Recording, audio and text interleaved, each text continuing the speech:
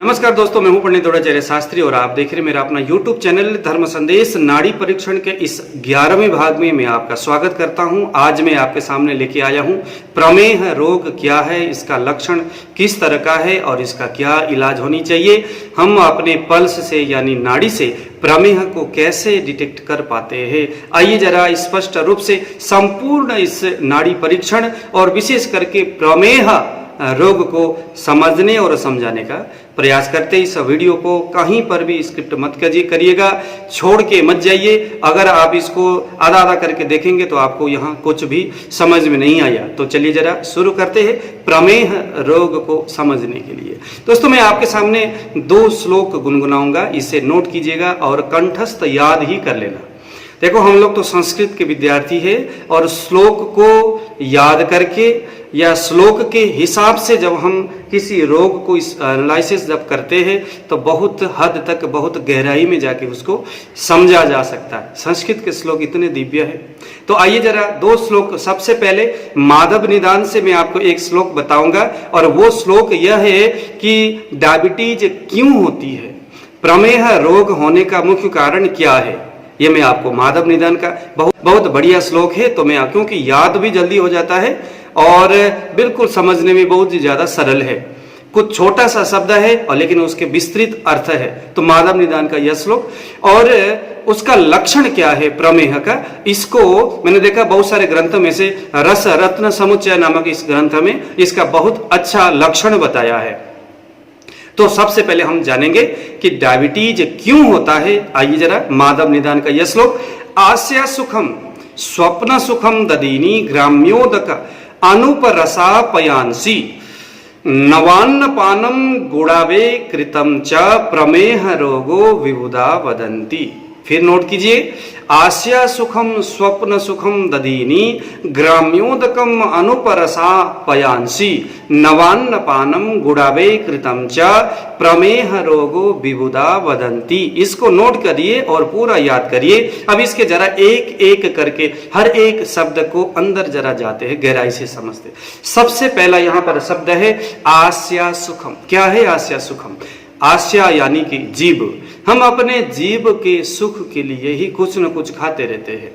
या ऐसा वो आदमी जो सिर्फ कुछ नहीं देखता, कहीं होटल में चला गया और वो भी फ्री का पकवान मिल जाए सामने शादी विवाह पार्टी में, तो ऐसे जो जीव लोलुप है, जो अपने जीव को कंट्रोल नहीं करता, पेट खूब भरा है बट जीव उसका अभी जवाब नहीं दे रहा है, तो यह भी नहीं देखता कि भाई डाइजेस्ट सिस्टम कितना है, क्या खाना क्या नहीं खाना, कितना खाना, ऋतु के हिसाब से विचार होनी चाहिए। लेकिन आस्या सुखम, अपने जीव की अनंत सुख के लिए जो आदमी तरह तरह के इस प्रकार के चीजें खा लेता है, और खाना भी वो जिसमें टॉक्सिन ज्यादा है, जिसमें बहुत ज्यादा जहरीला पदार्थ ज्यादा है, गंदगी में रखा हुआ है, तरह तरह के स्वाद से युक्त और बहुत ज्यादा खाता है। आस्या सुखम मतलब जीव उसका कभी संतुष्ट नहीं होता, बेशक पेट भर भी जाए।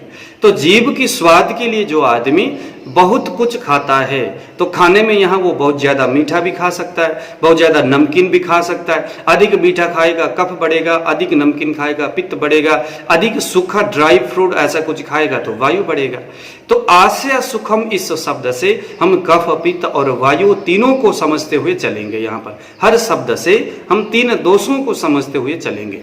अगर वो मीठा पदार्थ खाता है तो आस्या सुखम इस शब्द का जो अर्थ कफ जनित डायबिटीज की ओर लेके जाएंगे।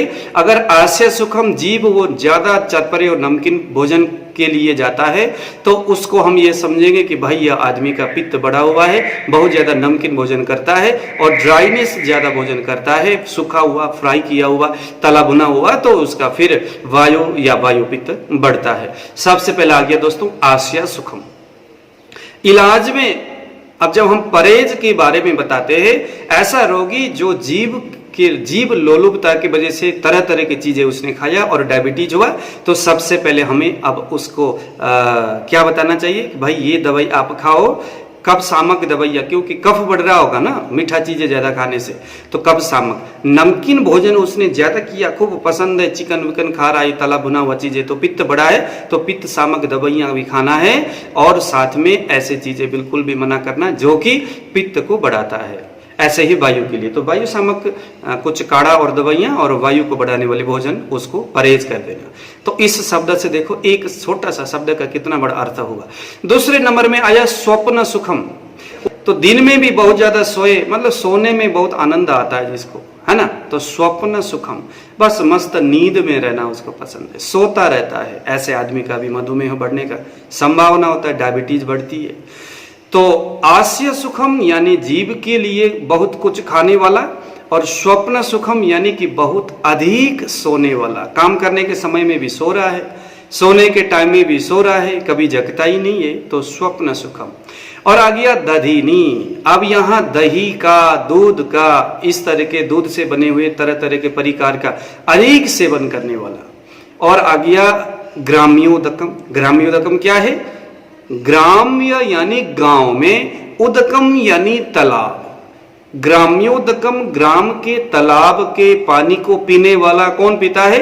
मछलियां, या जो पानी में रहने वाले जीव है उसको खाने वाला। और बार बार बहुत ज्यादा मीट मछली को जो खाता है, या तालाबों में रहने वाले जानवरों का जो बहुत ज्यादा संग्रह करके भोजन करता है या उसको खाता है, ऐसे लोगों का भी मधुमेह रोग से वो भी ग्रसित होने का संभावना है। तो क्या क्या हुआ? आस्या सुखम यानी जीव के सुख के लिए बहुत कुछ खाने वाला, स्वप्न सुखम यानी बहुत अधिक सोने वाला, ग्राम्योदकम जो नदी और तालाबों के मछली और जो जलीय जो जीव जंतु है उसको अधिक खाने वाला, और अनुपरसा। अनुपरसा क्या है? इस तरह के अनूप देशों में रहने वाले, या अनूप यानी कि नदी और तालाबों के आसपास रहने वाले जीव जंतुओं को मार के खाने वाला। अनुपरसा पयांसी, उनके रसों को, उन जानवरों के मांस को खाने वाला जो रोगी है, जो आदमी, जो व्यक्ति है, वो भी लंबे समय तक अगर इन व्यवहारों को करता है तो निश्चित प्रमेह रोग बढ़ जाता है। उसके बाद नवान्न पानम। पूर्व जमाने में बताया जाता था कि जो नए जो अन्न है उसका भक्षण नहीं होनी चाहिए, कम से कम 1, 1.5 या 2 साल तक संरक्षित या सुरक्षित रखा हुआ जो चावल, गेहूं आदि जो धान्य पदार्थ है 1, 1.5 या 2 साल के बाद उसको खाना चाहिए। अगर आप प्रति दिवस नवीन अन्न का आहार करते हो तो यह आपके डायबिटीज को बढ़ा सकता है।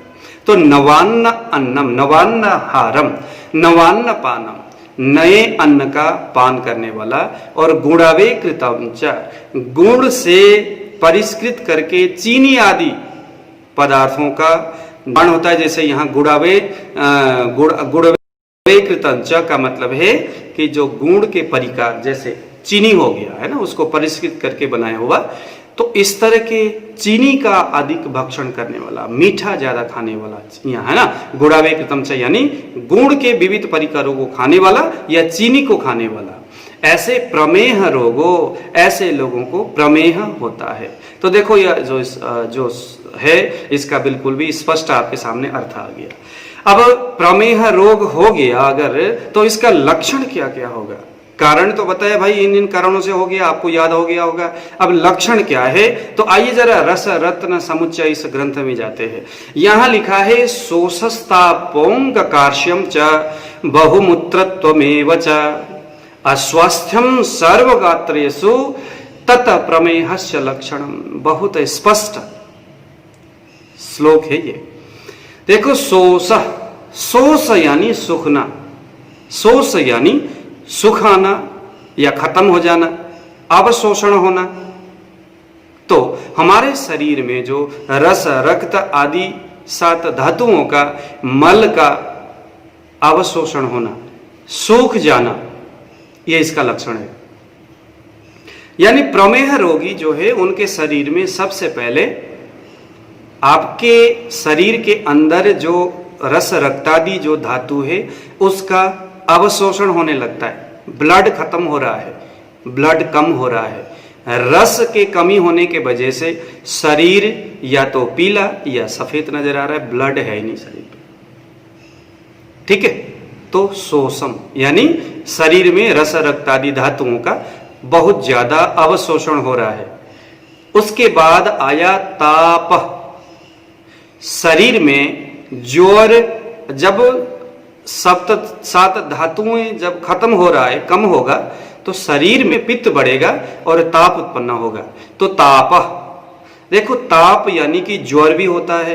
ताप यानी शरीर में एक अजीब तरह का गर्मी होता है। शरीर के अंदर पावर तो है नहीं, बल तो नहीं है, बट शरीर बहुत गर्म, जब नाड़ी हम स्पर्श करते तो गर्म नाड़ी हमें वहां पर उसके नाड़ी में हमें प्राप्त होती है, तो ताप। दूसरा है अंग कार्श्यम। शरीर जो है ना, हर रोज प्रतिदिवस कार्श्यम यानी कि सूखते जाएगा, बहुत ज्यादा शरीर कमजोर होता जाएगा, सूखता जाता है शरीर, बिल्कुल शरीर उसका जो हड्डी जैसा शरीर नजर आता है। तो देखो 3 लक्षण आ गया, क्या क्या?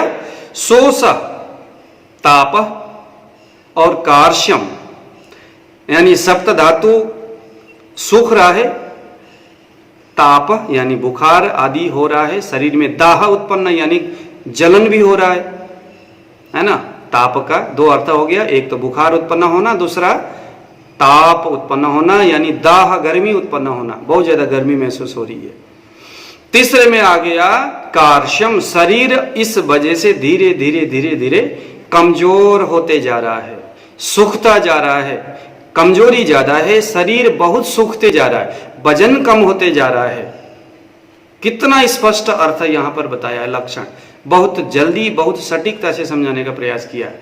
अब आ गया दोस्तों बहुमूत्रत्व में वचा, उसके साथ साथ बहुत अधिक आपका पेशाब भी आता रहता है, बहुमूत्रत्व। अब यहां पर जो यूरिन है, अगर वो लाल रंग का है तो समझ लो कि आपके शरीर में दाह वृद्धि के वजह से यानी पित्त जनित प्रमेह है। अगर आपकी मूत्र में उस यूरिन में झाग सफेद सा निकलता है तो ये आपका कफ जनित डायबिटीज या मधुमेह हो सकता है, तो बहुमूत्रत्व। लेकिन कंपलसरी है कि ऐसे डायबिटीज के रोगी को, ऐसे प्रमेह रोगी को बहुमूत्रत्व, बहुत ज्यादा पेशाब आता है। और दूसरा अस्वास्थ्यम, वो धीरे धीरे बहुत ज्यादा उसके शरीर जो है नसों में कमजोरी, वीकनेस बहुत ज्यादा, सेक्सुअल पावर ज्यादा कमजोरी, सेक्सुअल पावर में कमी होगा, वो इसीलिए होगा क्योंकि उसकी नसों में कमजोरी ज्यादा है। अस्वास्थ्यम, शरीर बहुत अस्वस्थ अवस्था में रहता है, जरा से कुछ खा लिया शरीर जुकाम नजला से ग्रस्त हो गया, इम्यून सिस्टम शरीर में है नहीं। सर्वगात्रेषु अस्वास्थ्यम, आलो जी आगे और बोल दिया, सर्वगात्रेषु भी जोड़ दिया। सर्वगात्रेषु देखो यहां बहुवचन रख दिया, पूरा शरीर अस्वस्थ अवस्था में, उसका कमजोरी बहुत ज्यादा है, पूरे संपूर्ण शरीर उसका कमजोर हो रहा है। तो यही अगर लक्षण किसी में नजर आता है तो तत प्रमेहस्य लक्षणम, ये उस रोगी का प्रमेह जनित लक्षण हमें समझना चाहिए। अब इसी को हम अपने पल्स में समझने का प्रयास करते। सबसे पहले हमने डायबिटीज को शरीर के 2 अंग से देखना है, एक तो हमारा किडनी और दूसरा है हमारा कोलन यानी कि अग्न्याशय। हम अपने हाथ के हमारा जो लेफ्ट हैंड है, लेफ्ट हैंड के रिंग फिंगर से हम हमारे शरीर के जो किडनी है उसको देखते हैं, और राइट हैंड के जो इंडेक्स फिंगर है इससे हम कोलन यानी हमारे अग्नि को देखते हैं, अग्न्याशय को देखते हैं। तो हमने डायबिटीज को अगर पल्स में जाकर के देखना है तो इन दोनों हाथ में से हमने यहां महसूस करना है या देखना है। देखो अगर आपके लेफ्ट हैंड में, अगर आपने यहां, मैंने आपको बता दिया कि भाई 2 चीज को आपने देखना है, एक तो है आपका किडनी, दूसरा है आपका कोलन यानी कि आपके अग्न्याशय, क्योंकि इन दोनों से ही कहीं ना कहीं डायबिटीज होने का संभावना होता है। या डायबिटीज का जो सिम्टम्स ऊपर मैंने गिनाया वो जो है आपको ये दोनों चीजों से, क्योंकि अग्नि के कमजोर होने से शरीर में अन्न पाचन आदि नहीं होगा, टॉक्सिन आदि बढ़ेगा तो दाह उत्पन्न होगा, है ना, जलन उत्पन्न होगा। शोष, शरीर की जो सप्त रस रक्त आदि धातुओं की कमी होगी। तो ये दोनों चीज, दोनों हाथ से हमने डायबिटीज को देखना है। तो हमने आपने जाना है, अब लेफ्ट हैंड को इस तरह से रखिए जैसे मैंने पहले यहाँ पर 3 उंगली को, यहाँ पर आपने मेरे अगर आगे के वीडियो देखा है तो ही ये चीज आपको यहाँ पर आज समझ में आएगा, ठीक है। तो 3 उंगली को रखिए, ये हो गया वायु का, ये हो गया पित्त का, ये हो गया कफ का। तो यहाँ जो हम अब क्या कर रहे, किडनी के फंक्शंस को हमने कफ वाले उंगली यानी रिंग फिंगर में हमने इसमें देखना है। मैंने आपको बताया था 2 चीजें, एक तो सुपरफिशियली और एक डीप अंदर जाना है। तो हमने क्या करना है, एकदम डीपली रिंग फिंगर को लेकर के जाना है और यहाँ पर हमने वाइब्रेशन को महसूस करना है। आप यहाँ पर आपके इस रिंग फिंगर के 3 उंगली, इस उंगली के 3 भाग करना है। ये लेफ्ट हो गया, ये राइट हो गया और ये सेंटर हो गया। लेफ्ट यानी कि आपका ये है कफ, ये हो गया बीच का पित्त और ये हो गया आपका वायु। कफ, पित्त और वायु। अगर आपके डीपली अंदर यहां पर यानी कफ वाले स्थान में अगर यहां पर मंद मंद वाइब्रेशन होता है, लेकिन ये चीज आपने ध्यान देना है, 3 उंगली को आपने रखा, रखने के बाद अगर आपको इस उंगली में वाइब्रेशन अच्छा लग रहा है, इसमें भी वाइब्रेशन ठीक लग रहा है, लेकिन इस मिडिल, इस जो है रिंग फिंगर के नीचे वाइब्रेशन बहुत कम आपको महसूस हो रहा है, तभी आपने डायबिटीज के लिए डीपली अंदर जाना। ऐसा नहीं कि भाई पहले तो ऊपर देखना है, क्योंकि जो मंद वेग है वही हमें रोग प्रदान करता है। मंद वेग क्यों होता है, कफ, पित्त और वायु उस पार्टिकुलर उस स्थान में जाकर के जब ज्यादा दबाव बनाते हैं, तो चाहे वो कोलन हो, तो चाहे वो किडनी हो, तो चाहे वो लीवर हो या आपका स्टमक हो या कोई भी हो, वो अपना जो सही तरीका से काम नहीं कर पाता, उसमें स्ट्रेस आ जाता है, उसमें कमजोरी आ जाती है, इसीलिए वो थोड़ा सा कमजोर पड़ जाता है। उसका जो स्पाइक है, उसकी जो वाइब्रेशन है वो थोड़ा कम पड़ जाता है। इसीलिए हमने किसी भी जो आर्गन पल्स है उसको देखने के लिए हमने हमेशा 3 उंगली को देखा। हम अभी चूंकि डायबिटीज देख रहे हैं, हमने क्या किया, लेफ्ट हैंड के रिंग फिंगर के नीचे देखा, वाइब्रेशन बहुत कम है। जब कम होगा तो ही हमने उसको डीपली बहुत ज्यादा नीचे लेके जाना है। बस वो एक ही उंगली को ले जाना है, बाकी 2 उंगली को बिल्कुल बरोबर ऊपर रखना है।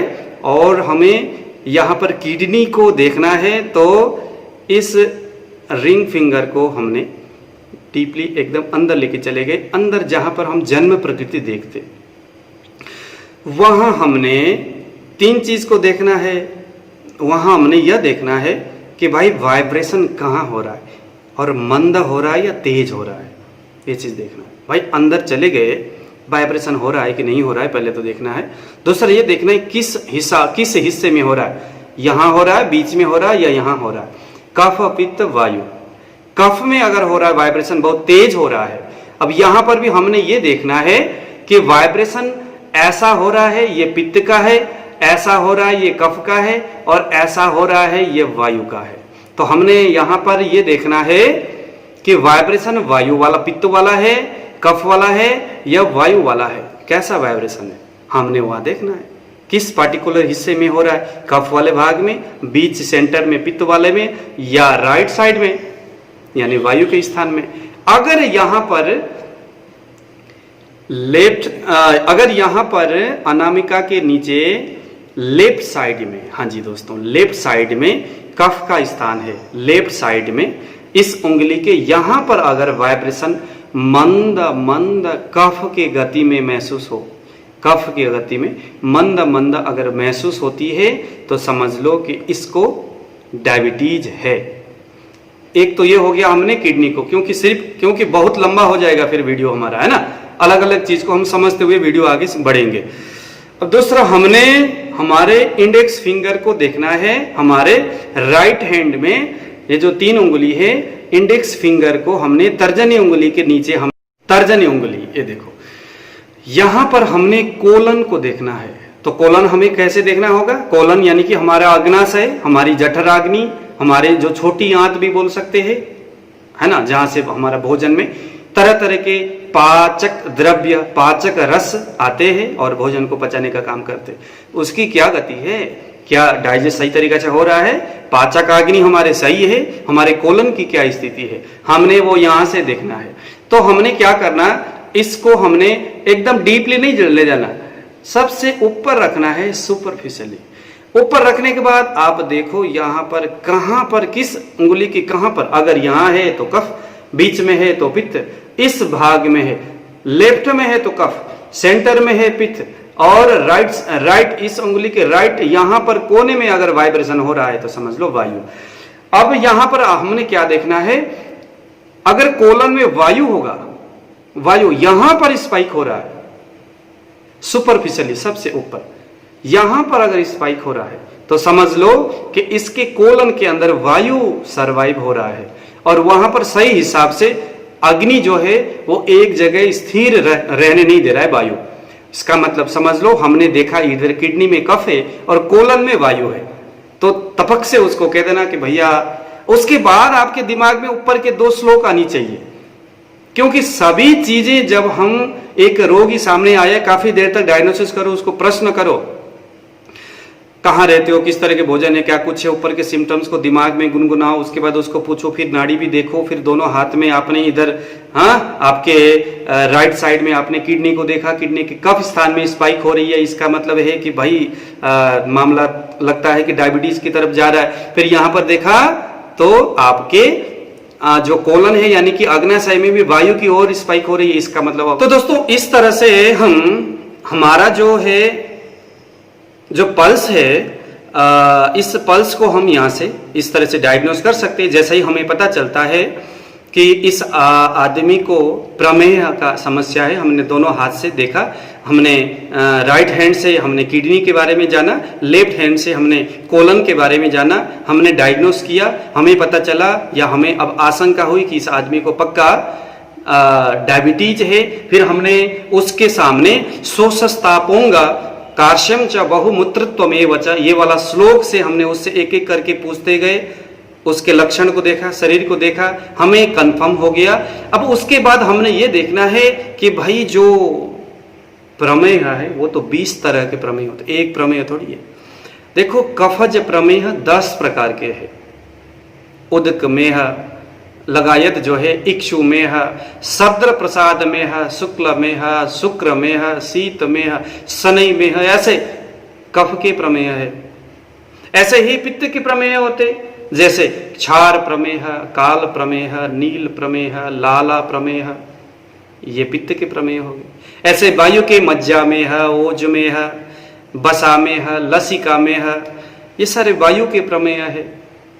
ज्यादातर आजकल जो है ना, ये जो है उदक मेह, ये कफ जनित जो प्रमेय है वो ज्यादातर इसमें वृक्क, हमारी जो अग्न्याशय है, इसमें शोथ यानी सूजन उत्पन्न होता है इस उदक मेह से।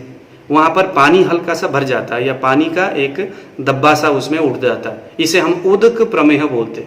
तो ये कफ से होता है। तो ज्यादातर यही जो है वृक्क शोथ बोलते हैं इसको, तो इसी के वजह से ज्यादातर लोगों को। लेकिन ये कोई कम, आप 20 प्रकार के प्रमेह के करके, कुछ वायु का, कुछ पित्त का, कुछ कफ का समझ करके हम यहाँ पर ट्रीटमेंट देते हैं। अब ट्रीटमेंट में क्या दें? सबसे पहले बात तो जो प्रमेह जो है उसका इलाज सिर्फ किसी कड़वे दवाई को खाने से नहीं है। कुछ लोग कहते हैं भाई गुड़मार खा लो, कुछ लोग कहते हैं भाई नीम खा लो, कुछ लोग कहते हैं भाई करेला खाओ। ये सारे तिक्त पदार्थ हैं और यह पित्त सामक है। लेकिन कंपलसरी थोड़ी है कि आपको जो है वो पित्त प्रमेह ही है। पित्त प्रमेह में तो कहीं ना कहीं काम करेगा, लेकिन यह कफ प्रमेह में बहुत ज्यादा आपको कष्ट देगा, या वायु प्रमेह में भी ये बहुत अच्छा काम नहीं करता।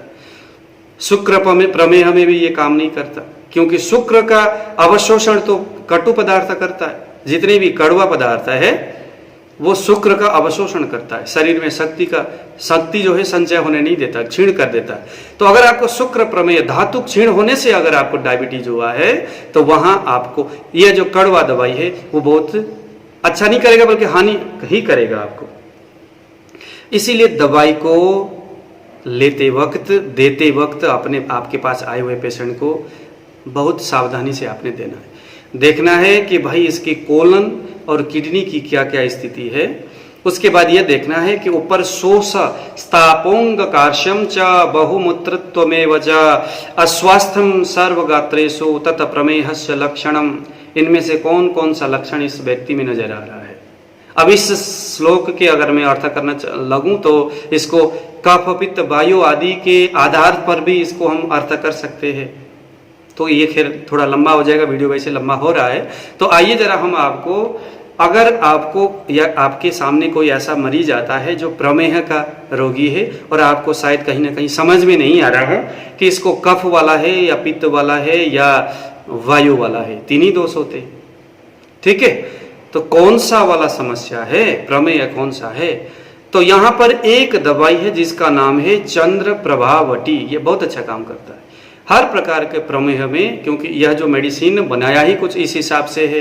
ये कफ पित्त वायु तीनों का समन करता है। वैसे पित्त जनित प्रमेह में चंद्र प्रभावटी बहुत अच्छा काम करता है। उसके बाद दोस्तों प्रमेह गजसिंह रस आता है, यह भी दवाई बहुत अच्छा काम करता है। शायद बाजार में मिलता नहीं मिलता पता नहीं, अपने हाथ से बना सके तो अच्छी बात है, लेकिन चंद्र प्रभावटी मिल जाता है। एक क्लासिकल योग में आपको बता रहा हूँ, बना करके अपने क्लिनिक में रखिए, बहुत अच्छा काम करेगा। सबसे पहले आपने लेना है वसंत कुसुमाकर रस 5 ग्राम, फिर आ गया दोस्तों गिलोय सत्व 10 ग्राम, शिलाज इत्यादि लोह 10 ग्राम, प्रवाल पिष्टि 10 ग्राम। ये चाहे आपके कफ से हो, वायु से हो, पित्त से हो, सबको ये समन करेगा, ठीक है। तो इनको आपने वसंत कुसुमाकर रस 5 ग्राम, गिलोय सत्व 10 ग्राम, शिलाज इत्यादि लोह 10 ग्राम और प्रवाल पिष्टि 10 ग्राम, इन सबको इकट्ठा करके पीस लेना। पीसने के बाद इसको आपने 60 पुड़िया बना लो। सुबह और शाम भोजन करने से पहले आपने मधु के साथ या कुछ भी इस तरह के, अगर आपको लगा लो कि अगर आपको कोलन में वायु, ये वायु वाले जो है ना यहाँ पर स्पाइक हो रही है, यानी कोलन में ज्यादा दिक्कत है, तो 10 मूलारिष्ट या 10 मूल काढ़े के साथ इसको देके भोजन करने के बाद 10 मूलारिष्ट आप जरूर ले लो, कोलन में अगर वायु स्पाइक हो रही है। और अगर किडनी में कफ स्पाइक हो रही है तो आप यहाँ पर इस दवाई को शहद के साथ ले सकते हैं। रोगी को कुछ मेडिटेशन, कुछ प्राणायाम वगैरह भी करने के लिए बोलना है, कुछ अच्छे और धार्मिक ग्रंथों का स्वाध्यायन के लिए भी बोलना है। और दूसरी बात, जीव को कंट्रोल, जो जो लक्षण दिखाया है, आस्या सुखम, जीव को कंट्रोल करने के लिए उसको बोलना है। स्वप्न सुखम, तो ज्यादा दिन में कम से कम न सोने के लिए बोलना है। दधिनी, दूध के प्रकार को नहीं खाने के लिए बोलना है। ग्राम्योदकम, मछली आदि मीट और मछली को ज्यादा नहीं खाना। नवान्न पानम, नए गेहूं हो या चावल हो, नए उसका सेवन नहीं करना। और दूसरी बात है गुणवे कृतम च, गुण या गुण के बने हुए परिकार, जैसे चीनी। गुण को कुछ लोग कहते हैं कि भाई, क्योंकि देखो जो है ना, जो मधुर रस है वो शरीर में इम्यून सिस्टम को बढ़ाता है। मधुर रस, अगर हम गुण खाते हैं तो डॉक्टर तो सीधा ही आपको बोलेंगे भाई आप मीठा को करो दूर से नमस्कार।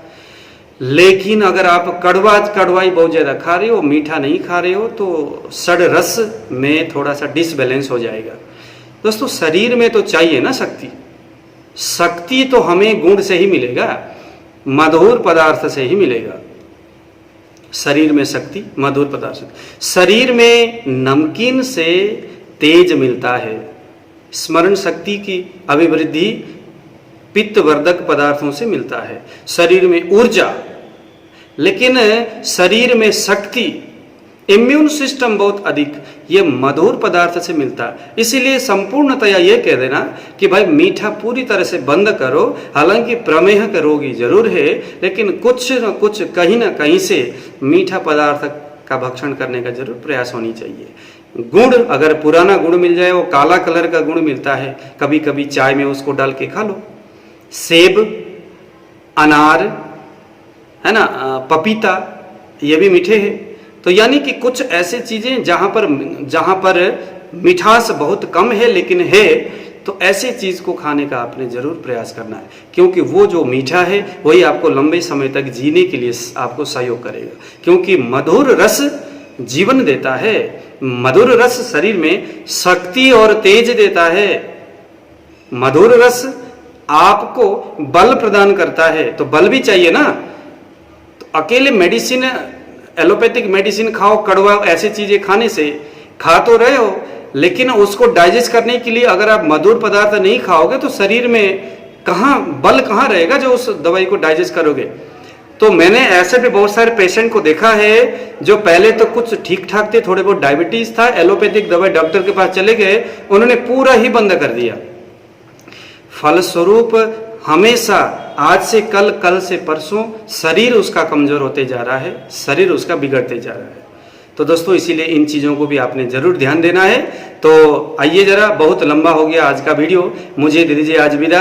आने वाले समय में भी इसी प्रकार का कोई दूसरा दिमाग में अगर कोई चीज़ आ जाए तो मैं आपके सामने वीडियो बना करके जरूर आपको प्रदान करूंगा। इस वीडियो को 2-3 बार रिपीट करके अगर आप समझने का प्रयास करेंगे तो मधुमेह क्या है, प्रमेह क्या है, कैसे चिकित्सा होनी चाहिए, आप आसानी से समझ पाएंगे।